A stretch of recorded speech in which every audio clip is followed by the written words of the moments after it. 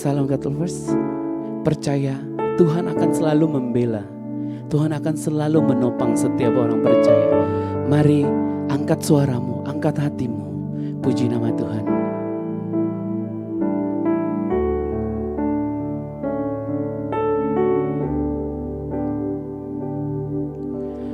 Di dalam segala janjinya tak berubah. Apa yang sudah difirmankan terjadi saat kita percaya.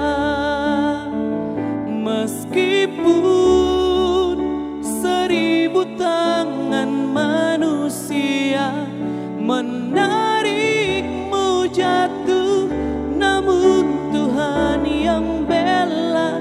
Tangannya sanggup membuatmu naik ke gunung. Percayalah, Tuhan yang bela.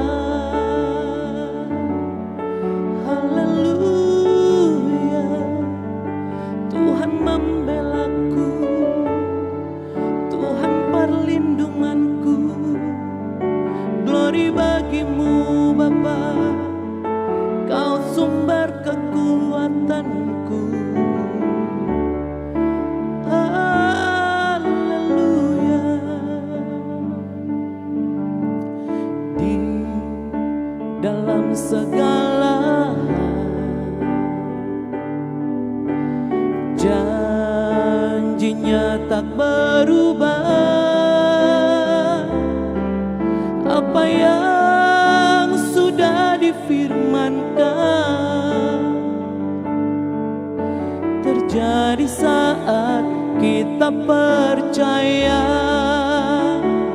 Meskipun 1000 tangan manusia menarikmu jatuh, namun Tuhan yang bela.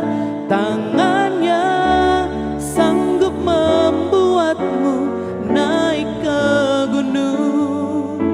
Percayalah, Tuhan yang bela.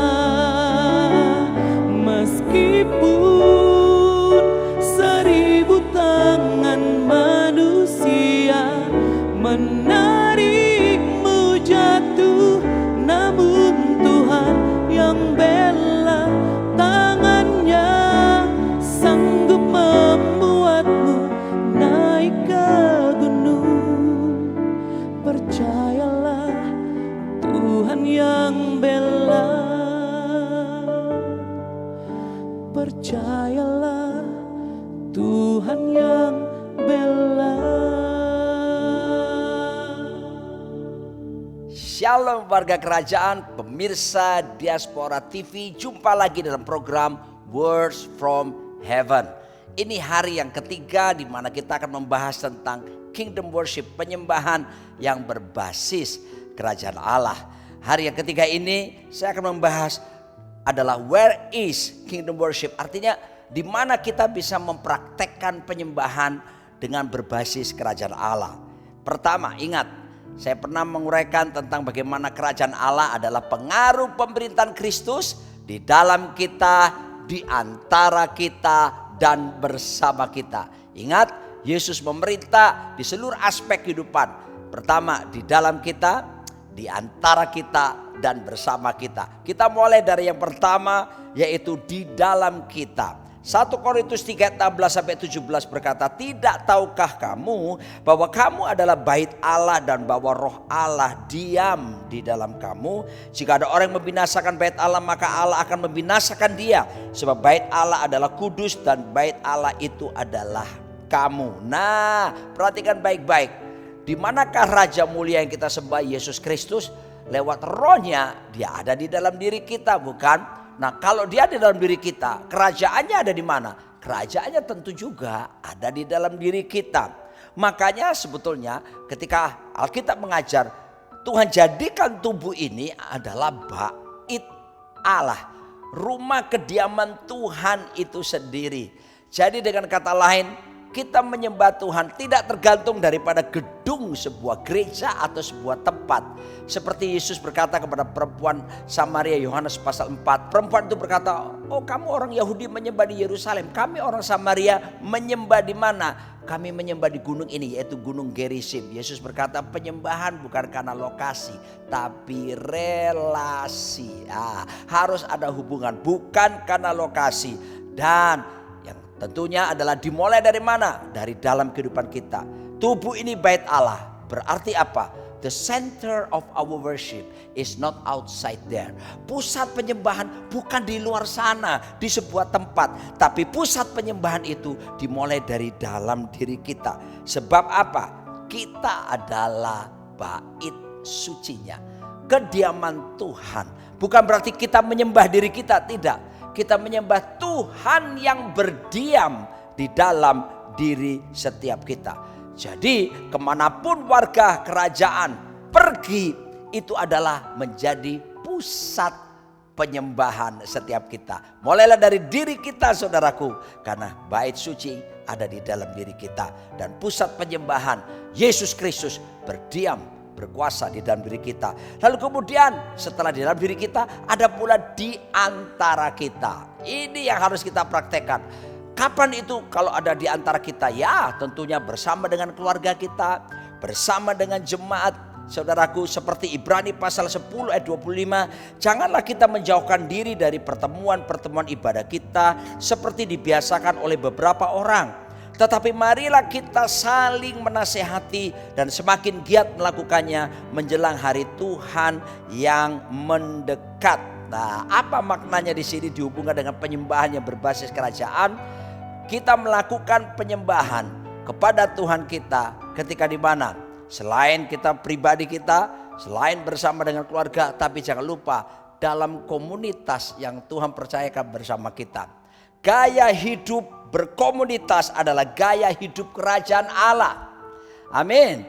Allah kita adalah Allah yang berkomunitas. Allah Bapa, Allah Putra, Allah Roh Kudus. Berkomunitas luar biasa. Makanya kita perlu hidup berkomunitas. Kita tidak mungkin hidup sendirian. Kita butuh saudara yang lain. Kita bukan Tarsan yang bisa bergelantungan dari pohon yang satu ke pohon berikutnya, saudaraku. Ya, tetapi kita adalah makhluk sosial. Kita ada, Tuhan inginkan bisa bersekutu dengan saudara yang lain. Sebab itu gunakan kesempatan ketika kita berkomunitas lewat cell group. Jangan hidup sendirian. Ketika kita berkomunitas, kita bersama dengan jemaat berkumpul. Agungkan Tuhan, muliakan Tuhan bersama-sama. Lalu yang ketiga tentunya bersama kita. Di dalam kita, di antara kita, dan bersama kita. Nah, Matius 28 ayat 19-20 berkata, karena itu pergilah. Jadikanlah semua bangsa muridku dan baptislah mereka dalam nama Bapa dan Anak dan Roh Kudus. Dan ajarlah mereka melakukan segala sesuatu yang telah kuperintahkan kepadamu. Dan ketahuilah aku menyertai kamu senantiasa sampai kepada akhir zaman. Penyertaan Tuhan, Immanuel menyertai kita.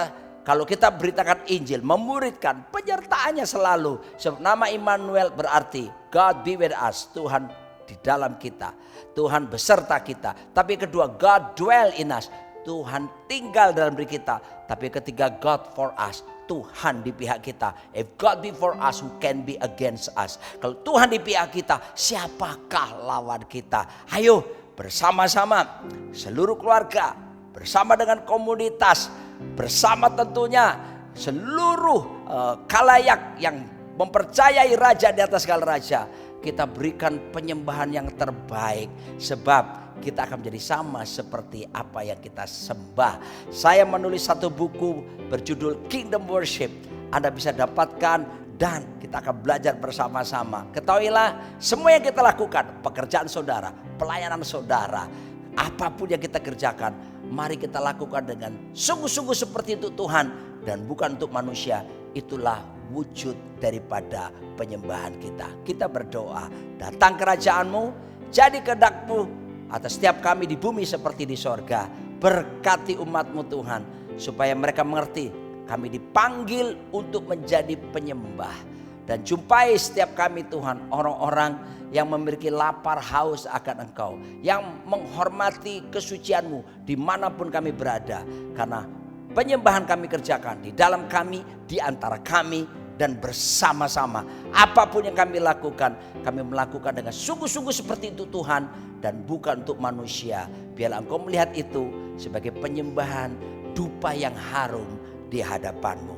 Tuhan, kami bersyukur, haleluya, amin. Jumpa lagi dalam siaran yang esok.